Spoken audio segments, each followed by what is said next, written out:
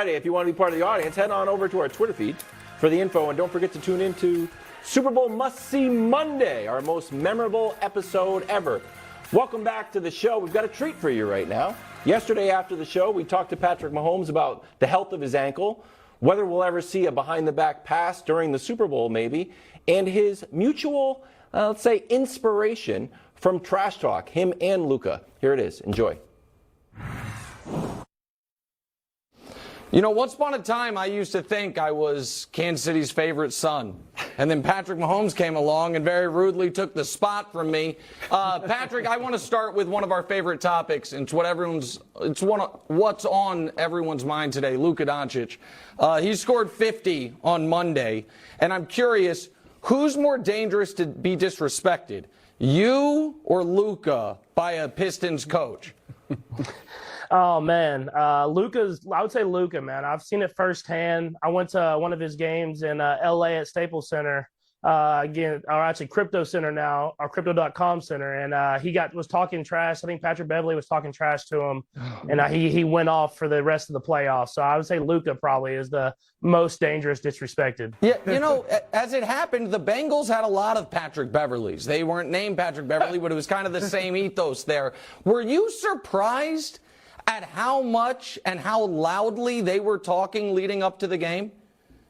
I think I was a little surprised about the week before the game. I remember after they beat us in the regular season, they said we have to play them, and I think that's what kind of sat with me for the entire rest of the season. Of I want to play these guys again, but it's a great football team, man. So if they're going to keep beating us, they have the right to talk, but when we win, it just doesn't look as good. Okay, and so after the game, you step to the podium, and now I got to say, you know, I was a little disappointed because you step to the podium and you say, you know, nobody picked us. Patrick, somebody picked you. Somebody's been believing in you all year, and you know that, correct? Yeah, no. I said 5% of people picked us. You were in that 5%. Okay. But other than you and a few select people, I think across some networks, I think a lot of people had the Bengals. I saw the pictures where it was like 8 Bengals pictures and then the Chiefs as a 1. So I knew not a lot of people picked us, but I think the guys responded the right way, and we were able to get the win. Okay, but so this has kind of been a theme this year because, and you threw up the Pete Weber tweet after the game, but also you carry yourself humbly, but then you have little moments where I think it flashes, like you count on the fingers, and you're very aware of what people are saying. Has it been odd to you that it has felt to me like all year long, a lot of the sports media was ready to essentially move on from the Chiefs, move on from you as the best quarterback, the Chiefs is the best team, it's going to be Allen, it's going to be Herbert, it's going to be Burrow. Like, did that feel a little premature to you? I think as long as Andy Reid's the head coach of this football team, that the Chiefs are always going to have a chance. So I thought it was a little bit premature in a sense, but I knew that if we just kept doing what we needed to do, that we were going to be where we wanted to be at, and that's in the Super Bowl. And so now we're going up against a great Philadelphia Eagles football team, and we know we're going to need our best football if we want to win. All right, Patrick. Nick has made a nice little cottage industry of telling everybody, I'm the Patrick Mahomes guy. Okay. But I was actually the first guy, you might not know this, to say you were Jordan-esque, as in Michael Jordan-like. And according to Sports Illustrated, I'm the first ever to say that you are the best quarterback I've ever seen. I know I can't call you the GOAT because you got to win more like Tom Brady, but you're the best I've ever seen. And speaking of Brady, obviously today he retired. So I want to get from you, like, you guys do things so differently. What do you think made him such a great quarterback? Because it obviously just wasn't him using his legs and being so athletic. I think you said a little bit of it, and he has a little bit of that. He has the Jordan in him, that will to win and that will to be the best. I think that's what makes Tom so great. And even though he might not have the best arm or the best mobility, he's still really good at both of those things. Moving within the pocket and arm strength, and then his will to bring his teammates along is special, and his will to be great and be the best is special. And that's something that whenever I talk to Tom, I just try to learn as much as possible, and he's more than willing to give me some advice, which I think is pretty cool, because he is the GOAT and someone that I want to try to chase, but I know it's a long ways away from me, and I have to continue to just win football games. Yeah, how much? I mean, we've heard LeBron say he's chasing Jordan, right? The ghost of Michael. He wants to be the best ever. How much does that drive you, and how do you kind of balance that, staying in the moment, but also feeling like I want to be the best ever when I'm done?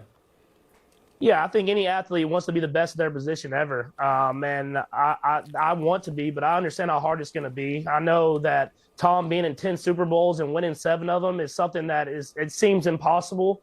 So all I can do is take it day by day and get better and better, and try to do whatever I can to have great guys around me like I do now and win football games. But at the end of the day, it's a team sport and it takes a team. And I have to just try to keep those guys around me as long as possible and keep Coach Reed coaching for as long as possible as well. All right, Patrick, I've seen some film of you playing high school basketball. You had game, that's for sure, so I know you know basketball. Nick and I have this debate. He thinks LeBron James is the best ever. I think Michael Jordan. Who do you think is the GOAT NBA player? Man, that's a tough one, man. My dad used to have me like watching documentaries on DVDs of Michael Jordan of classic games. So if I would say if I had one game, I would take Michael Jordan or one series. But I would say for a full entire season, I got to go with LeBron because he can do a little bit of everything. I think that was a Jordan. Well done. I'm taking that as a Jordan. It was a very diplomatic answer. I'm not going to let you do that. Go ahead, Wilds. We're going to move on. His last thing he said was LeBron. That's the right answer. All right, Patrick, you guys got so much motivation from the Bengals trash talk. Didn't seem like the Eagles are saying much of anything. But if I was Andy Reid, I would try to sort of put a few pieces of bait out there. I'd be like, all right, Patrick, when you look at the scheme that the Eagles, who fired me, are running here, is that a narrative that you want to sort of get revenge for Andy? Has Andy made it known that, hey, I really want this Super Bowl, even more than the other Super Bowls we were in? Man, if you're not fired up to play this game, then you're in the wrong sport. I mean, it's a Super Bowl. I've been able to, luckily enough, win one, and I've been able to lose one. And I know what both of those feelings feel like. And I'll tell you what, winning one is about the complete opposite of losing one. I mean, you're either going from the greatest feeling in the world to the worst feeling in the world. So if you're not motivated to play this game on this stage against a great football team like this, then you're in the wrong sport. So you've mentioned Andy a few times. He's obviously one of the key components of this era.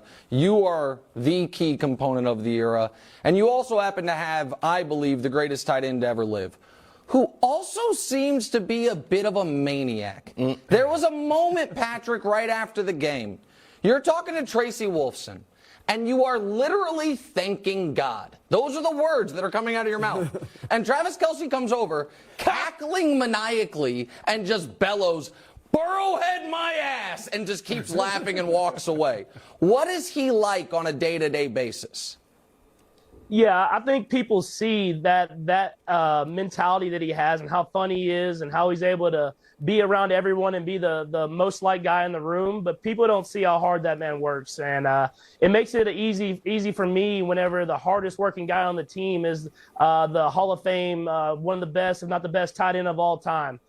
So whenever I want to tell other guys hey, you need to finish your route or you need to finish running upfield, all I have to do is point to 87 because I know he's doing it the right way and he can be that leader for me. Quickly, Patrick, before we get to Super Bowl stuff, I just want to look backwards for one more time. The video of you is now famous, of you being told you have to go get the x-ray on your ankle in the Jacksonville game. Did you not want to go get it x-rayed because you thought if they saw the x-ray they wouldn't let you play? Like, did you think that potentially that you had broken your ankle or done something even worse than what you did? Well, I've been in that x-ray room before, and it hasn't worked out well for me. So I thought I was good enough to play, and I wanted to at least get one more series to get out there and see if I could test it out. And Coach Reed, he says he has 51%. So he said, you're getting the x-ray before you play, so you might as well go now. And so I knew then I had to go back out there and get the x-ray, and luckily enough it was negative and I was able to get back in the football game. And then obviously you play the next week and play great. There's a famous clip of you from a few weeks ago saying that you should have had people chasing you during the 40-yard dash, that other guys are faster than you but they're not as afraid as you are. When you're going into that game, Did you think you were going to be able to, if need be, scramble the way you did for what ended up setting up the game-winning field goal? Or was that simply the adrenaline of the moment? A little bit of both. I thought I was going to be able to run straight and not making much cuts, especially this last game, just because of how the ankle was feeling. And I think you saw that throughout the game. There's a couple times I tried to run, and I didn't go anywhere, and the coaches kept getting mad at me for not throwing the ball away. But in that moment, I knew I needed to get the first down to give ourselves a chance at another play. And obviously the penalty happened and everything like that, and it got us into field goal range anyways. But I thought I was going to be able to move enough to protect myself, not necessarily run forward a lot. Patrick, speaking of unconventional plays, for 2 years now, we have been running video of you practicing the behind-the-back pass. And every week or every other week, we've said, you know what? Goal line opportunity. This is a chance for Patrick to break out the behind-the-back pass. And then we show the videos from you indoors and you outdoors. Is this thing ever going to see the light of day, or is it just a practice play exclusively? No, it's for sure going to happen at some point in the game. I'm not going to say it's going to happen in the Super Bowl, but I actually do it in practice a good amount. I throw it and complete it probably like 80 to 90% of the time. Oh, come on. But I'm a little too scared still to do it in the game. And Travis, he gives me crap for it. Every time I do it in practice, all he yells is do it in the game. I want to know this, Patrick, because obviously you got tons on your mind and you got the huge game coming up. What do you do to relax? Like, what do you like to do to get your mind off football and when you're not thinking about the game? Well, in the season, I'm pretty busy, so most of my free time I just spend with the family now. I got the 2 kiddos now, so I spend most of my free time with them. But in the off season, I'm a big golfer, so I like to golf a lot and get on the course and swing the sticks around. I've never got a lesson, but I think I'm at least above average. So I'm gonna try to continue to get my golf game to where I can be winning some of these celebrity tournaments that I'm trying to be in. No, it's so. Listen, wow. I know people that golf with Patrick, and it's one of those 1% athlete things. Like, never had a lesson, bombs at 350, great at all the sports. It's so dumb. Like, you don't practice, you don't even care. I'll try it, shoot a 76. So let me ask. There's one other football thing I want to ask you, which is last year. We saw defenses changing the way they played you guys, and for a moment there, it seemed to affect you. And then you ended up obviously having a great end of the season. Did that oddly prepare you to play without Tyreek, because defenses were making you when you had Tyreek, making you take the underneath stuff, and then Tyreek's gone? Like, did that actually help you for this season?